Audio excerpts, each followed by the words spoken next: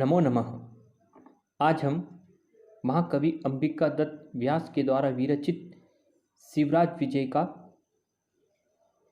प्रथम विराम के प्रथम निश्वास का 24वां गद्यांश पढ़ेंगे। प्रस्तुत गद्यांश में महाकवि अंबिका दत्त व्यास जी ने सोमनाथ मंदिर के विध्वंस तथा मोहम्मद गजनवी के भारतवर्ष पर बार बार किए गए आक्रमणों से हुए दुष्परिणामों का बड़ा ही भावपूर्ण चित्रण प्रस्तुत किया है। मैं गद्यांश का वाचन करता हूँ, इसके पश्चात हम इसके अर्थ को देखेंगे। क्या कह रहे हैं महाकवि अंबिका दत्त व्यास?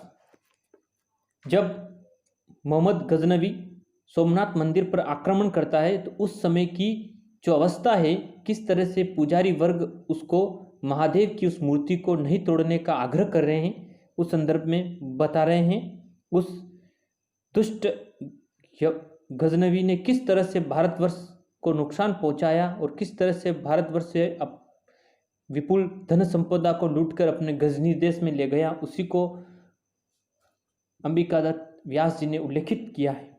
क्या कह रहे हैं अंबिका दत्त व्यास जी? देखिए, अथ वीरः गृहीतम अखिलम वितम पराजिता आर्य सेना बंदीकृता वयम संचितम अमलम यशः इतो अपि न साम्यति ते क्रोधः चेद अस्मान ताड़ियः मार्यः छिंदी भिंदी पातय मजय खंडय क्रतयम ज्वलयः किंतु तज इमाम अकिंचित करी झड़ाम महादेव प्रतिमाम यद एवं न स्वीकरोसि तद गृहाण अस्मत् अन्यद अपि श्रवण कोटिद्वयम त्रायस्व माँ एनाम भगवन मृति स्पृक्षि इति साम्राढ़्यम कथयतसु रुदतसु पततसु विलंटसु प्रणतसु च पूजक वर्गेषु न अहम मूर्ति विक्रणा किंतु भिन्निदम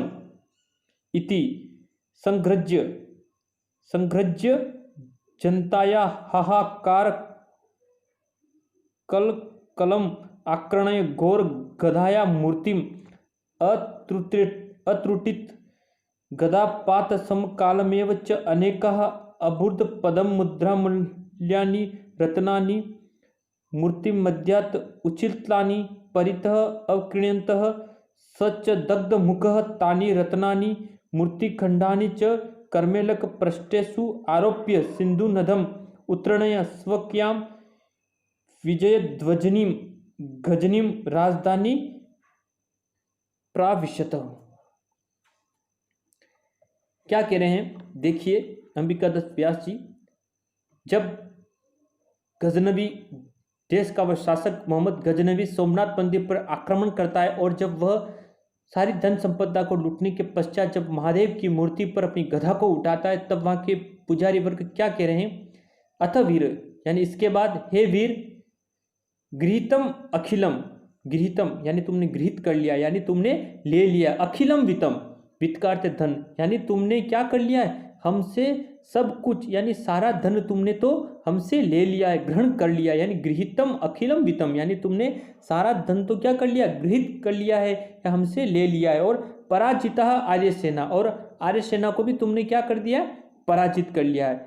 बंदीकृता वयम, और तुमने क्या कर लिया? हमें भी क्या कर लिया? बंदीकृत कर लिया, यानी तुमने हमें भी बंदी बना लिया है। और संचितम अमलम यशम, अमलम में न मलम यश, यानी जिसके यश में किसी प्रकार का कोई मल नहीं हो, यानी जो क्या कर लिया? तुमने निर्मल यश का संचय कर लिया, यानी तुमने हमें पराजित कर लिया है और तुमने सारा धन भी ले लिया है। इस प्रकार से तुमने इस युद्ध में विजय प्राप्त की है, समझ लेते हम ऐसा। और इसलिए क्या कर लिया तुमने? संचितम अमलम यश, इसलिए तुमने तो निर्मल यश का भी क्या कर लिया है? संचय कर लिया या सिंचित कर लिया है। फिर कह रहे हैं इतोपि न साम्यते, यानी इससे भी क्या नहीं हुआ है? अगर तुम्हारा जो साम्यते यानी शांत नहीं हुआ, क्या नहीं हुआ है? क्रोध, यानी इससे भी तुम्हारा इतो न साम्यते त, यानी इससे भी तुम्हारा जो क्रोध, यानी तुम्हारा क्रोध साम्य नहीं हुआ, यानी शांत नहीं हुआ। चेद असमान ताड़िए, तो क्या करो? तुम हमें ताड़ित करो, यानी तुम हमें क्या करो? पीटो। और क्या करो? मारिए, यानी तुम हमें मारो। और छिंदी यानी छिद डालो, यानी चीर डालो। और छिंदी यानी चीर डालो, तुम मार डालो। भिंदी, भिंदी काटते यानी तुम हमें क्या करो, काट डालो।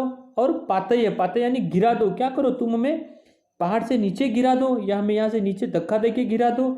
मजय, मजय का अर्थ है डुबाना, यानी तुम हमें डुबा दो, यानी जल के अंदर डाल दो। सोमनाथ मंदिर के पास समुद्र के अंदर है ना पूरा, तो चाहे तुम हमें समुद्र में डाल दो।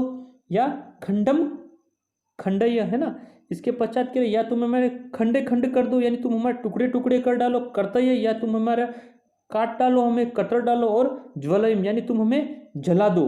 ये सारी बातें कौन कर रहे हैं, ये सारे पुजारी वर्ग उसको कह रहे कि हे यवन शासक, इतोपि न साम्यते, यानी इससे भी अगर तुम्हारा क्रोध शांत नहीं हुआ है, तो क्रोधश्च, यानी इससे भी तुम्हारा अगर क्रोध शांत नहीं हुआ है तो चेद अस्मान, तो तुम क्या करो, हमें ताड़े यानी तुम हमें क्या करो, पीटो, मारे यानी मारो।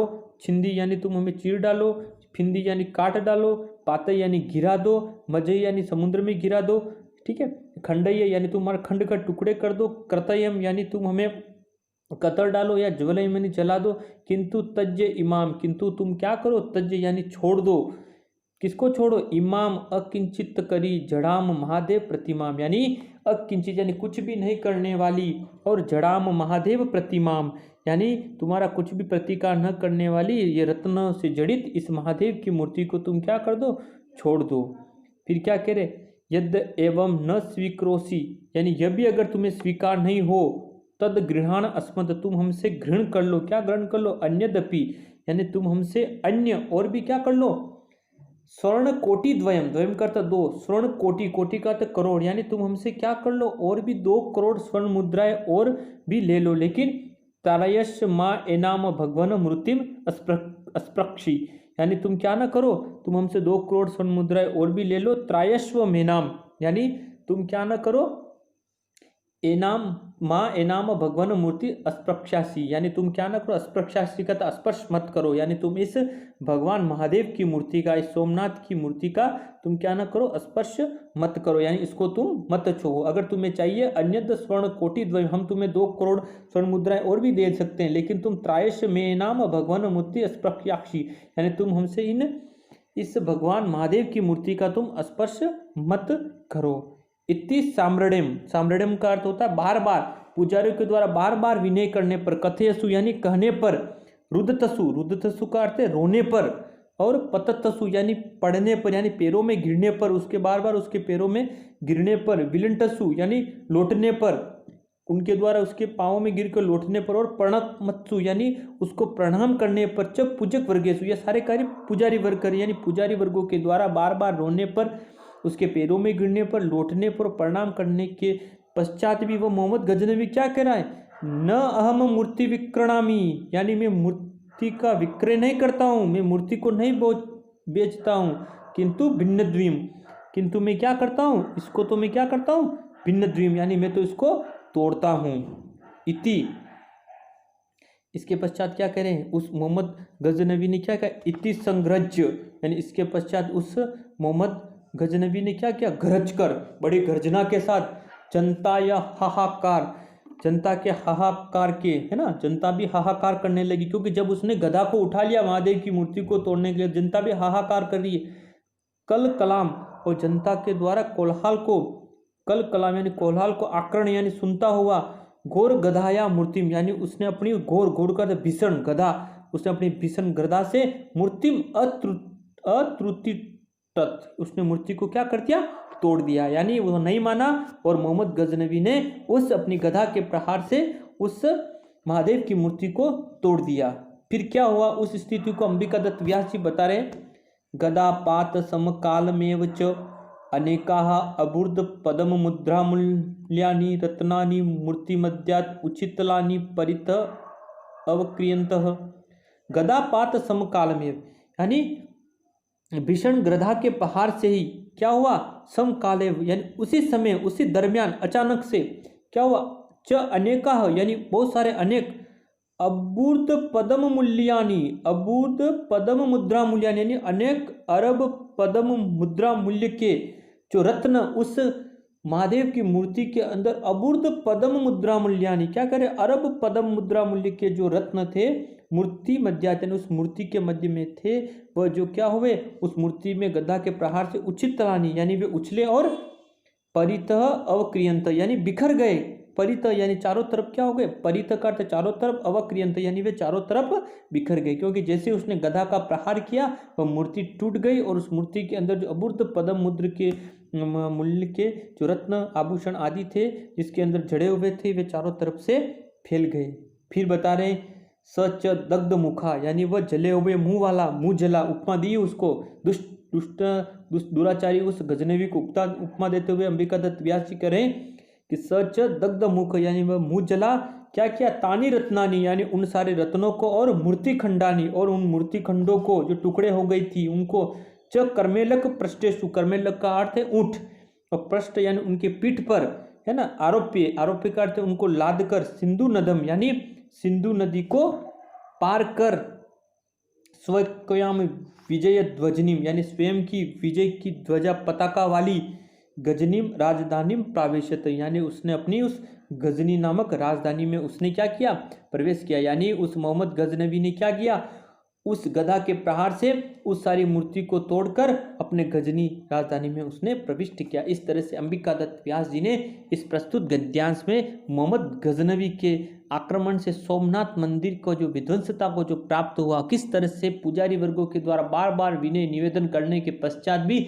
मोहम्मद गजनवी नहीं मानता है और वो क्या करता है, हमारे भारतवर्ष के उस अबूर्द महादेव की मूर्ति जो अरब मुद्रा मूल्य के लिए जिसका शोभायमान थी, जिसका भारतवर्ष में जिसकी कृति यश विद्यमान था, उस मूर्ति को तोड़कर वो सारी अरब मुद्रा मूल्य के जो रत्न संपदा और मूर्ति खंडों को ले जाकर अपने उस गजनवी देश में लेकर चला जाता है।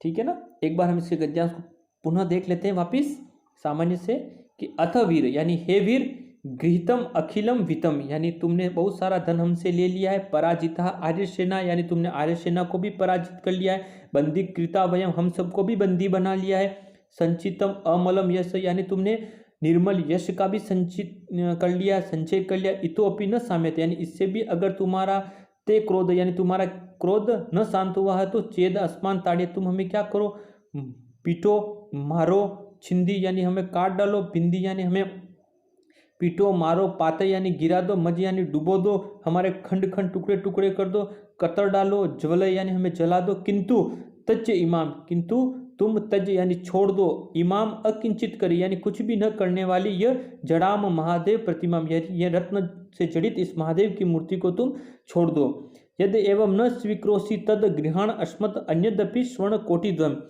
यद एवं न स्वीकृति यह भी तुम्हें अगर स्वीकार नहीं हो तो गृहाण अस्मत् तू हमसे क्या करो, अन्यत स्वर्ण कोटिद्वयम तो तू हमसे अन्य 2 करोड़ स्वर्ण मुद्राएं और भी ले लो, किंतु त्रायश यानी त्रायश कर दो यानी इसको छोड़ दो, भगवान मूर्ति स्पर्शामी माँ एनाम परंतु ये कुछ भी न करने वाली इस महादेव की मूर्ति का तुम स्पर्श मत करो। इति साम्राज्य यानी इस प्रकार बार बार निवेदन करने पर, कथ्यसु कहने पर, रुदसु यानी उस पुजारी वर्गों के रोने पर, पततसु यानी पैरों में गिरने पर, विलंटसु का अर्थ है उनके बार बार उसके पैरों में लौटने पर, प्रणमत्सु यानी उसको प्रणाम करने पर, जब पूज्य वर्गेशु यानी पुजारी वर्ग ऐसा सब कुछ करते हैं, किंतु वो मोहम्मद गजनवी क्या कहता है, न अहम मूर्ति विक्रणामी किंतु मैं मूर्ति का विक्रय नहीं करता हूँ, मैं मूर्ति को नहीं बेचता हूँ, किंतु भिन्न द्वीम में मूर्ति को तो तोड़ता हूँ।